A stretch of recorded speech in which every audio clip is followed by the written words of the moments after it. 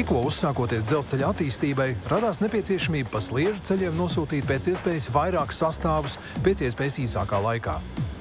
Tomēr lielākajā daļā dzelzceļa posmu sliedes bija tikai vienas. Un ja uz vienām sliedēm atrodas divi vilcieni, sadursme ir neizbēgama. Sekas var būt tikpat smagas, cik smagi ir vagoni un lokomotīvas. Tāpēc 19. gadsimtā Anglijas dzelzceļu inženieri radīja muļķudrošu apziņošanas sistēmu. Sistēmas pamatīdeja līdzinās sporta stafetei, kur komandas sportists drīkst uzsākt skriet tikai tad, kad ir saņēmis no otra sportista stafetes kociņu. Šajā dzelzceļu sistēmā skrējēju vietā ir lokomotīvas mašīnists un stacijas dežurants. Savukārt stafetes kociņa vietā ir īpašs metāla atslēgas zīzlis. Stacijas dežuranta rīcībā ir divi zīžļu aparāti. Viens ir saistīts ar iepriekšējo staciju, otrs ar nākamo. Lai izņemtu zīzli no ierīces, dežurants zvana uz staciju A un lūdz atļauju. Lūdzu, dodiet atļauju izņemt zīzli. Stacijas A dežurants griež speciālu ģeneratoru, kura radītā strāva atbrīvo mehānismu stacijā B un zīzli ir iespējams izņemt. Bez zīžļa ienākošā vilciena mašīnists ceļu turpināt nedrīkst. Lai garajiem un smagajiem vilcienu sastāviem caurbraucot stacijai nebūtu pilnībā jāapstājas, tika izdomāts, ka zīzli varētu nodot arī gaitā. Šim nolūkam zīzlis tiek ievietots īpašā uztvērējā, kas atvieglo tā saķeršanu.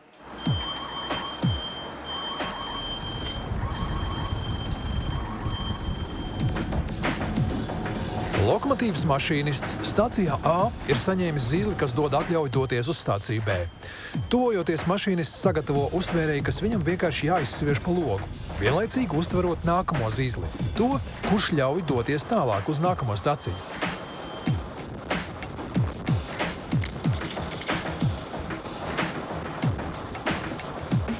Ja zīzli uztvert tomēr neizdodas, vilciens ir jāaptur. Iekams stacijas dežurants nav aizlaidis vilcienu tālāk, viņš negriezīs ģeneratoru un neļaus izņemt zīzli nākamajā stacijā. Un iekams viņš nebūs ievietojis atpakaļ ierīcē no mašīnista saņemto zīzli, iepriekšējās stacijas dežurants nevarēs palaist nevienu vilcienu sastāvu.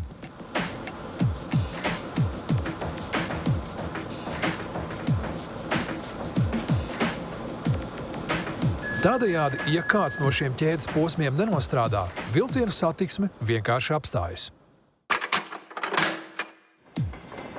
Ņemot vērā, ka angļu dzelzceļa kustības vadības principus pārņēma lielākā daļa pasaules dzelzceļu, zīžļu sistēma tika izmantota daudzās valstīs.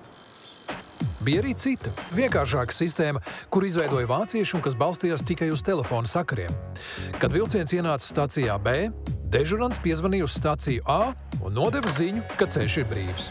Tad no stacijas A varēja izbraukt nākamais sastāvs. Taču šī sistēma prasīja augstu disciplīnu, uz ko ne visi bija spējīgi. Piemēram, vācu okupācijas laikā Latvijā mēģināja ieviest šo uz telefona sakariem balstīto veidu, taču vietējie dzelzceļnieki bieži kļūdījās, nepiezvanīja vai piezvanīja par ātru. Tas izraisīja sadursmes, un vāciešiem nācās atgriezties pie muļķudrošās britu sistēmas.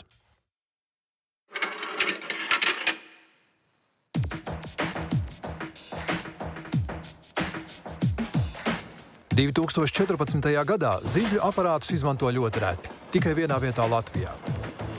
Jau 20. gadsimta sākumā to sāk nomainīt elektriskā apziņošanas sistēma, un sliežu ceļi tiek aprīkoti ar signālu luksaforiem.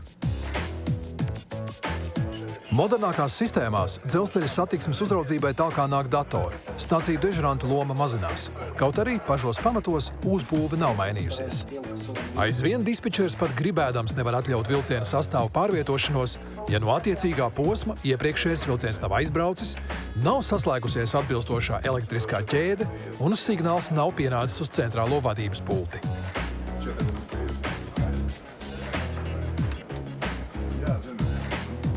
Zīžļu sistēma ir bijusi tik uzticama, ka 2 gadsimtus godam kalpojusi dzelzceļa drošībai.